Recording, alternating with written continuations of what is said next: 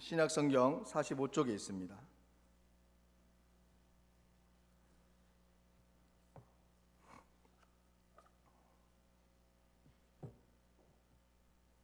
마태복음 25장 40절 다 찾으신 줄로 알고 같이 한 목소리로 읽겠습니다. 임금이 대답하여 이르시되 내가 진실로 너희에게 이르노니 너희가 여기 내 형제 중에 지극히 작은 자 하나에게 한 것이 곧 내게 한 것이라 하시고. 아멘.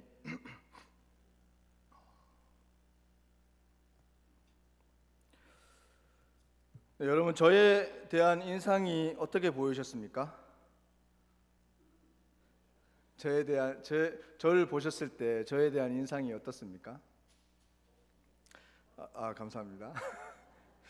네, 학교 다닐 때 제 친구가 저에게 아주 바른 말을 해주었습니다. 그건 바로 넌 항상 웃고 다녀라 라는 말이었습니다. 근데 그 말은 이제 너의 인상이 가만히 있을 때 이제 화가 난 것처럼 보이고 좋지 않아 보이니 별 것도 없으면서 무게 잡지 말고 좀 웃으라는 것이었습니다. 그렇게 웃고 있으면 그래도 좀 보기에 낫다라는 거죠. 어떻습니까? 네, 좀 그렇게 보이십니까? 네, 사람을 만나고 사람을 만나고 대할 때 이런 인상 하나도 참 중요한 것 같습니다. 그렇죠? 네, 그런 의미에서 옆에 계신 분들을 보시고 웃으시며 인사하실 텐데 저와 좀 비슷한 인상을 가지신 분들은 좀 더 활짝 웃으시면서 한번 같이 인사하시겠습니다. 오늘 주제에 있는 그 단어를 좀 쓰면서 당신을 환대합니다라고 인사하시겠습니다. 네, 당신을 환대합니다. 네, 인상을 활짝 피시는 분들이 많으시네요. 네. 다시 한번 다른 분에게 한번 인사하시겠습니다. 이 예배에 당신을 환대합니다라고 인사하시겠습니다.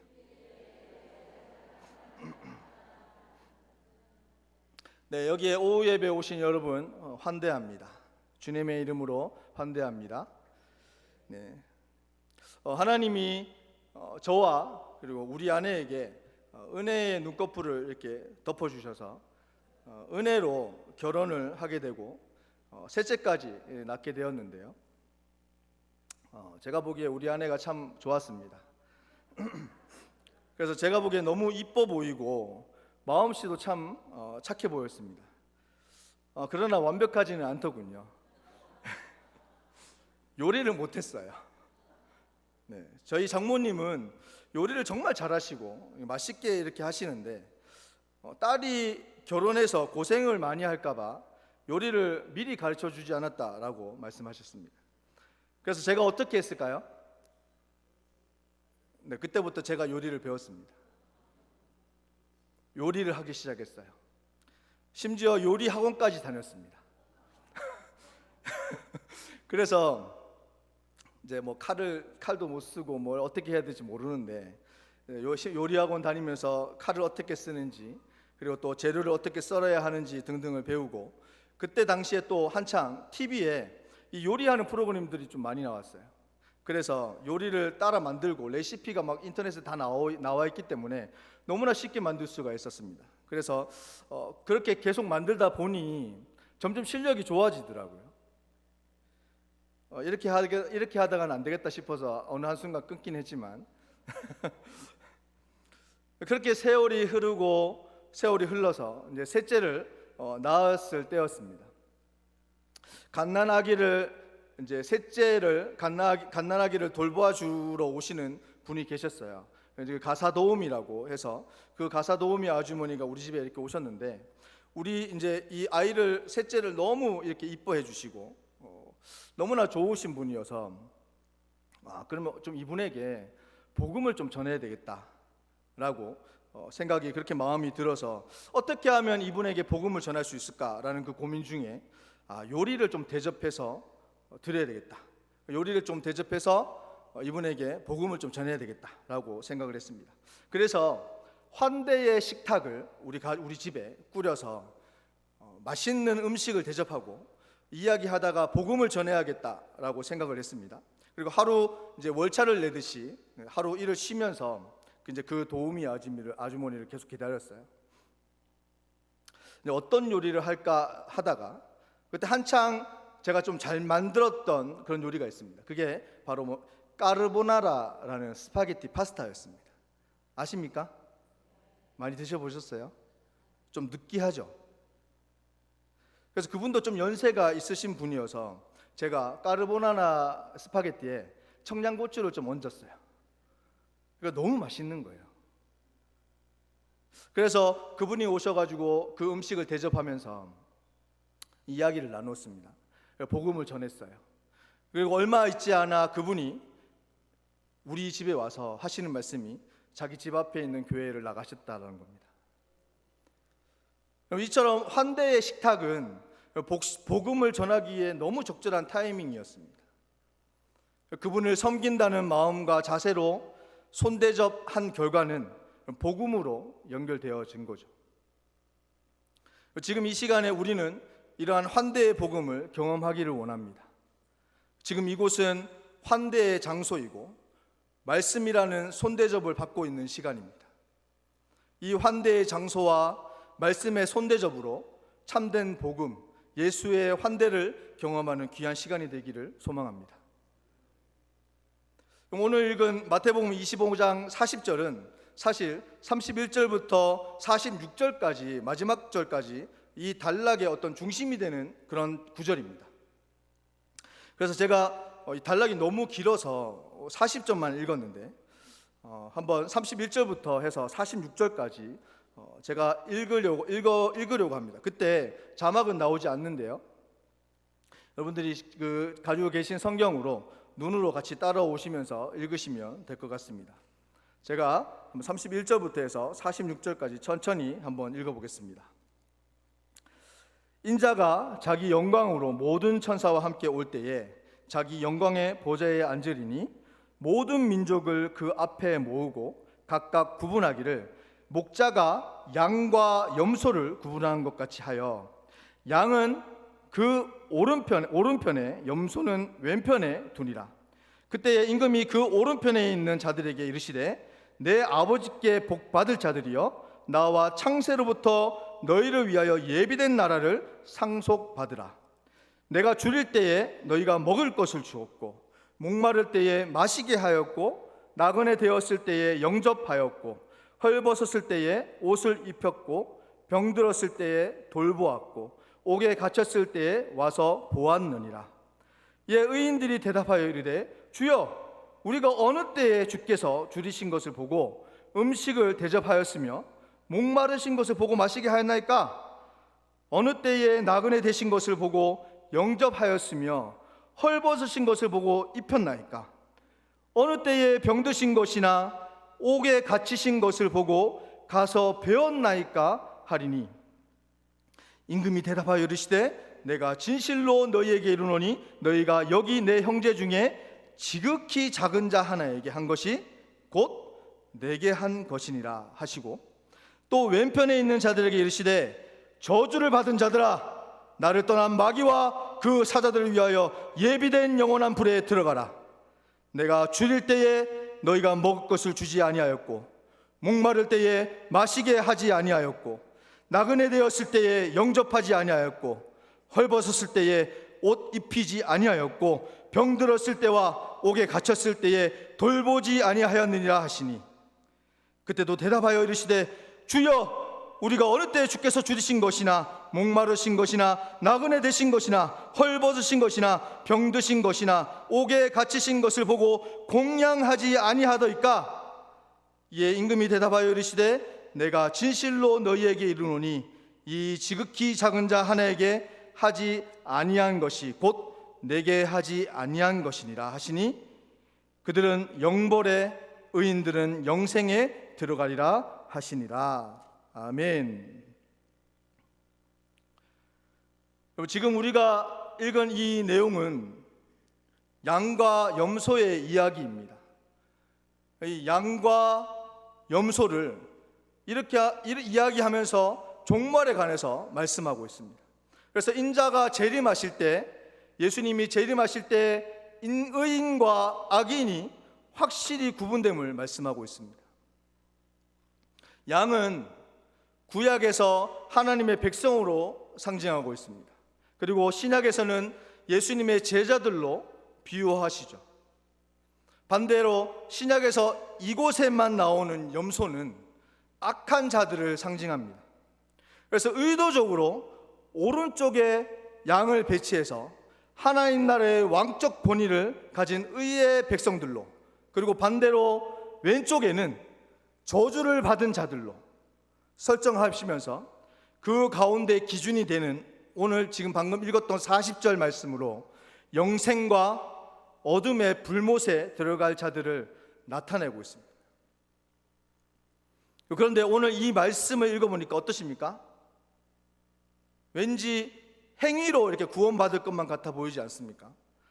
내가 좀 이렇게 양처럼 좀 대접하고 이렇게 환대 좀 해야 되지 않을까? 이렇게 행위로 그래야 구원받지 않을까라고 보이지 않습니까? 내가 구원받으려면 이런 오른쪽에 있는 양과 같이 선행을 베풀어야겠구나. 혹시 이렇게 생각하신다면 방향을 좀 살짝 바꾸셔야 됩니다. 어떻게 해요? 그렇게 행해서 구원받는 것이 아니라 믿음으로 구원받은 성도의 본질적 모습이 이런 선행이며 환대라는 것으로 바꾸셔야 되는 것입니다. 이해되셨죠? 구원은 믿음으로 이루어집니다. 믿으십니까? 그렇다면 믿음으로 구원받았다는 것을 어떻게 나타낼 수 있을까요? 저 사람이 믿는 사람이라는 증거를 어떻게 나타낼 수 있겠습니까? 예수님이 열매로 그를 알리라고 말씀하신 것을 기억하실 것입니다. 구원받은 믿음의 사람은 그 열매가 나타날 수밖에 없다는 겁니다. 그 열매가 맺히고 나타나지 않는다면 다시 생각해 보아야 되는 거죠. 내가 구원받은 백성이 맞는지 아닌지 돌아보아야 되는 겁니다. 열매가 있으십니까? 제가 29살에 예수님을 믿었거든요.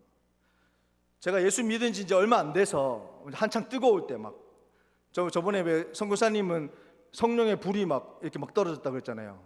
그래서 저는 성령의 불이 한 방울 떨어졌거든요. 그래도 미치는 줄 알았어요. 이렇게 심장이 벌벌벌 이렇게 하고 그랬는데 어쨌든 예수 믿은 지 얼마 안 돼서 너무 불타서 선교를 나갔습니다. 캄보디아에 단기 선교를 갔습니다. 그래서 예수 믿은 지 얼마 안 되는 사람처럼 이제 초짜 행세를 좀 했겠지요. 그러니까 그곳에 선교사님이 저를 보더니 일로 와봐 하더니 너 예수 믿은 지 얼마 안 됐지? 이러시더라고요. 바로 알아보시더라고요.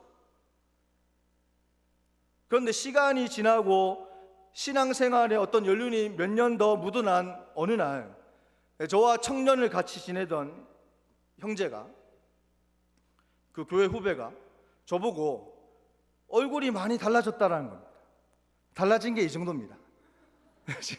많이 달라진 겁니다.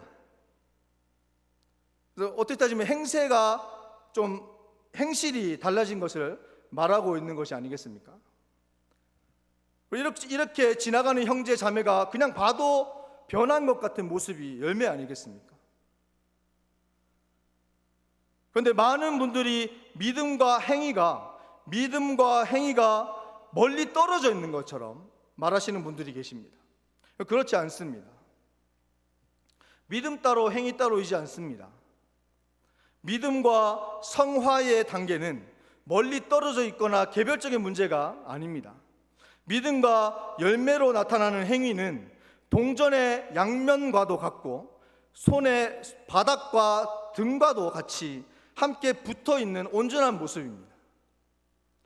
믿음이 없는 행위는 무의미하고 방향이 없으며 행위가 없는 믿음은 공허하고 죽은 것입니다. 그래서 야고보는 행위가 없는 믿음은 죽은 믿음이라고 야고보서 2장에 말씀하고 있는 것 아니겠습니까? 그래서 구원받은 믿음을 가지고 있다는 이 사실의 증거가 행위에서 나오는 것은 당연합니다. 그래서 오늘 본문의 양과 염소의 행위는 심판의 기준이 되는 거예요. 양과 염소의 비유를 통해서 예수 그리스도께서 재림하실 때, 이 땅에 다시 오는 그 재림하실 때 행하실 심판의 기준이 무엇인지 말씀해 주고 있는 것이라는 겁니다. 믿음으로 구원받은 의인은 이웃에 대하여 환대와 사랑을 실천하는 자들이라는 것입니다. 그 자들이 구원받은 백성들이라는 거예요. 열매로 나타나는 백성들이라는 거죠. 종말의 때에 우리가 구원받은 백성인지는 이 환대의 행위로부터 입증된다는 것입니다. 그래서 그들이 34절에 말씀하고 있는 복받을 자들이고 창세로부터 예비된 하나님 나라로 상속받을 자라고 칭하고 있는 것입니다. 여러분, 종말의 때라고 많이들 이야기하고 있습니다. 그렇죠? 그 말을 들을 때마다 어떤 생각이 드십니까? 나는 진정 구원받은 백성인지, 창세전에 예비된 자인지, 하나님 나라의 상속자인지 묵상하고 계십니까? 나는 옛날에 예수님 믿었어, 예수님 만났어, 그리고 끝입니까? 그러면 안 됩니다. 우리는 눈을 감을 때까지 내가 구원받은 백성인지 아닌지 계속해서 살펴야 되는 것입니다. 그렇다면 우리의 믿음에서 이런 환대와 사랑의 모습이 나타나야 하는데 그렇게 나타나고 있는지 살펴야 한다라는 것입니다. 그래야 마지막 때에 주님 안에서 우리의 정체성을 바르게 세워나갈 수 있는 줄 믿습니다. 구원받은 믿음의 사람에게 나타나는 열매는 40절에서 말씀하고 있는 내 형제들 중 지극히 작은 자 하나에게 환대와 사랑을 베푼 성도입니다. 그렇다면 예수님께서 심판의 기준으로 제시하신 행위의 구체적인 내용은 무엇일까요? 그것은 구제와 영접함, 나누어 줌, 위로, 위문, 이러한 것들이 있습니다. 굶주린 자와 목마른 자, 헐벗은 자에게 손대접을 하는 것에 있어서 놀라운 것을 발견하게 됩니다.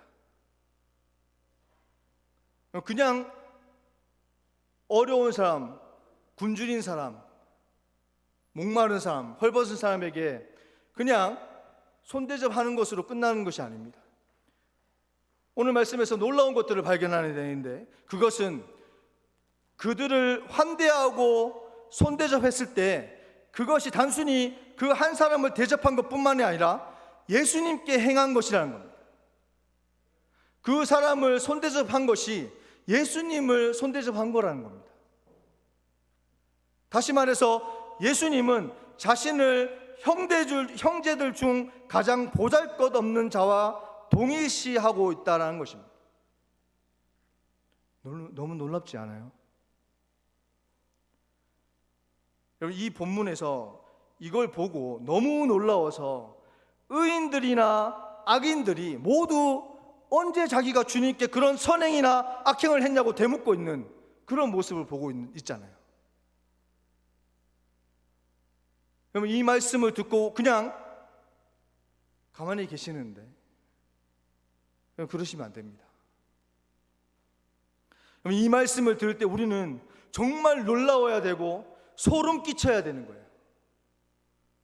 왜 그래야 됩니까? 우리는 그런 사람을 아무렇지 않게 지나쳤기 때문이죠. 한마디로 예수를 그냥 알아보지 못하고 지나친 거예요.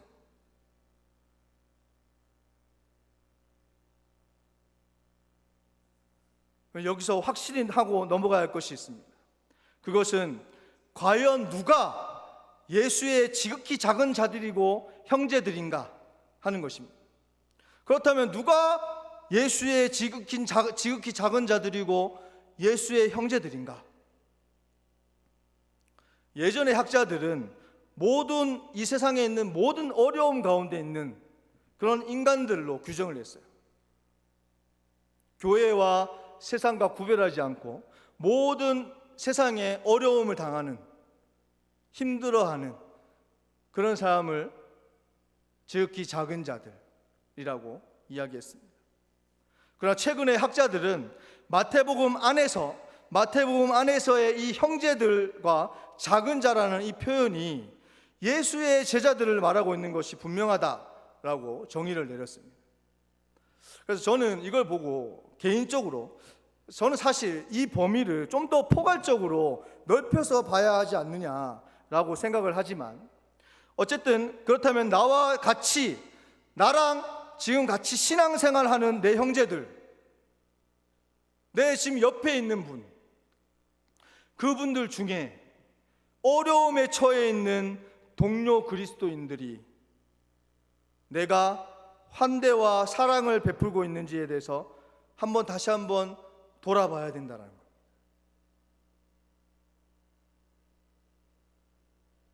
왜 그렇습니까? 왜 돌아봐야 됩니까? 그 어려운 분들을, 왜 나랑 같이 신앙생활하는 그 어려운 가운데 있는 분들을 왜 돌아봐야 되겠습니까? 거기에 예수님이 계시는 거라 합니다. 거기에 예수님이 계신다라는 겁니다.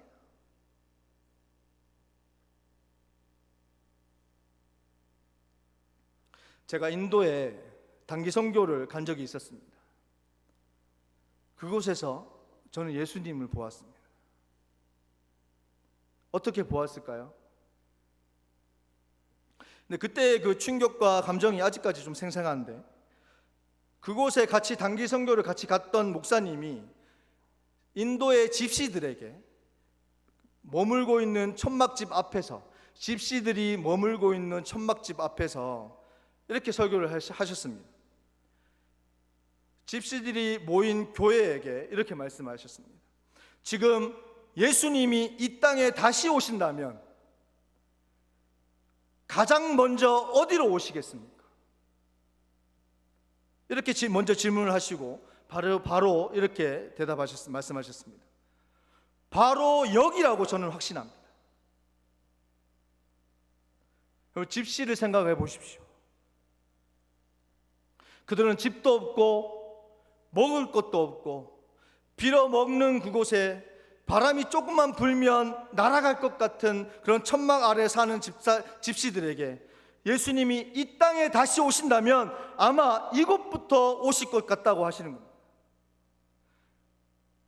아무리 집시들 교회라고 하지만 그들이 복음에 대해서 제대로 들어보지 못한 것 같아요. 그래서 복음이 뭔지도 잘 모르고 그냥 먹을 걸 준다 하니까, 필요한 것들을 준다고 하니까 우르르 모여들어서 설교를 듣는 그들의 모습은 예수님이 제자들과 돌아다니면서 복음을 전했을 때 그렇게 모여들었던 백성들의 모습과 너무나 매치가 되는 것이었습니다. 예수님은 그런 나약한 자들과 자신을 동일시하셨습니다.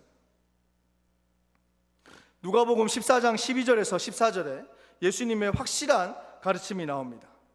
12절에서 14절까지 한번 읽어보겠습니다. 시작. 또 자기를 청한 자에게 이르시되 내가 점심이나 저녁이나 베풀거든 벗이나 형제나 친척이나 부한 이웃을 청하지 말라. 두렵건대 그 사람들이 너를 도로 청하여 내게 갚음이 될까 하노라. 잔치를 베풀거든 차라리 가난한 자들과 몸 불편한 자들과 저는 자들과 맹인들을 청하라. 그리하면 그들이 갚을 것이 없으므로 내게 복이 되리니 이는 의인들의 부활 시에 내가 갚음을 받겠음이라 하시더라. 아멘. 여러분, 동일한 질문을 여러분에게 드려보고 싶습니다. 여러분, 예수님이 지금 이 시대에 다시 오신다면 어디에 먼저 오시겠습니까? 어디에 먼저 오실 것 같습니까? 우리 한국교회에 먼저 오실까요? 그만큼 어려움에 처해 있는 동료, 형제, 자매에게 환대와 사랑을 베풀고 있습니까? 내 주변을 한번 돌아보시길 바랍니다. 나에게 있어 지극히 작은 자들이 누구입니까? 내 주변에 지극히 작은 자들, 지극히 작은 형제들, 자매들이 누구입니까? 그들과 나는 어떤 관계에 있습니까? 예수님께서 말씀하십니다. 그들에게 한 것이 바로 나에게 한 것이라고 말씀하십니다. 이 질문과 대답 앞에 환대와 사랑을 베풀며 그렇게 순종하며 나아가는 성도님들이 되시기를 소망합니다. 그럼 마지막으로 우리는 이 종말론적 심판의 기준 앞에 다른 누구가 아닌 나 자신을 하나님 앞에 바르게 세워 나갈 수 있어야 할 것입니다. 신명기 10장 19절에 이스라엘 백성들에게 이렇게 말씀하셨습니다. 너희는 나그네를 사랑하라. 전에 너희도 애굽 땅에서 나그네 되었음이니라. 너희는 나그네를 사랑하라. 전에 너희도 애굽 땅에서 나그네 되었습니다. 이것은 약속의 땅 가나안에 들어가며 그들의 정체성을 확인시켜 주시는 말씀이었습니다. 너희도 나그네였다. 그렇다면 여러분, 나의 정체성은 무엇입니까? 내가 죄인인지 모르고 살아가던 죄인이었습니다. 세상에 떠돌다가 정말 갈 바를 알지 못하고 헤매는 그런 나그네였지 않습니까? 삶과 죽음의 경계선에 간당간당하게 매달려 있던 죄인이 아니었겠습니까? 가만히 두면 그냥 지옥불로 떨어질 수밖에 없는 죄인이 아니었습니까? 그러나 이런 나에게 찾아오셔서 두 팔을 벌려 나를 환대하신 분이 여러분 예수님이십니다. 그분은 날 위해서 죽기까지 희생하셨어요. 앞이 캄캄하고 두려워 떨면서 이렇게 웅크려 있던 저에게 찾아오셔서 따뜻하게 안아주신 분이 예수님이십니다. 상처가 너무 많아서, 상처받은 것들이 너무 많아서 건들기만 하면 화가 나고 건들기만 하면 쓰라리고 아파 있는 그렇게 패인 상처의 그 자국에 안타까워하며 나의 상처에 손을 얹고 쓰다듬어 주셨던 분이 주님이십니다. 굶어가면서 죽어가던 저에게 찾아오셔서 내 살을 먹으라, 내 피를 마시라 라고 말씀하신 예수님. 그래서 성찬을 할 때면 떡을 떼고 포도주를 마시며 예수님이 나의 주인임을 인식하고 생명의 근원이심을 깨닫는 시간을 가집니다. 내 살을 먹고 내 피를 마시는 자는 내 안에 거하고 나도 그의 안에 거하나니 살아계신 아버지께서 나를 보내심에 내가 아버지로 말미암아 사는 것 같이 나를 먹는 그 사람도 나로 말미암아 살리라. 주님의 하늘 식탁을 보여주시는 주님, 성찬에 빵을 떼며 그분의 음료를 마시며 우리를 향한 그분의 환대는 나와 항상 함께 하시겠다는 주님의 음성임을 깨닫고 믿습니다. 그러면서 로마서 12장 15절에 그리고서 16절에 이렇게 말씀하십니다. 우리 같이 한 목소리로 읽으며 나아가겠습니다. 즐거워하는 자들과 함께 즐거워하고 우는 자들과 함께 울라. 서로 마음을 같이하며 높은 데에 마음을 두지 말고 도리어 낮은 데에 처하며 스스로 지혜 있는 채 하지 말라. 아멘. 우리는 즐거워하는 자들과 함께 즐거워하고 또 힘겨워하고 슬퍼하는 자들과 함께 슬퍼해야 됩니다. 그분이 예수님이 나와 그렇게 하셨기 때문입니다. 나를 환대하시며 나에게 다가오신 그 예수님을 생각하고 내 이웃을 환대하고 사랑하며 나아가는 그런 황금교회 성도님들이 되시기를 축복합니다. 기도하시겠습니다. 우리 찬양하고 기도하시겠습니다. 아까 우리 불렀던 찬양인데요, 그 사랑, 그분의 사랑, 아버지의 사랑을 우리가 나의 입술로 주님 앞에 찬양하며 나아가길 원합니다. 아버지 사랑 내가 노래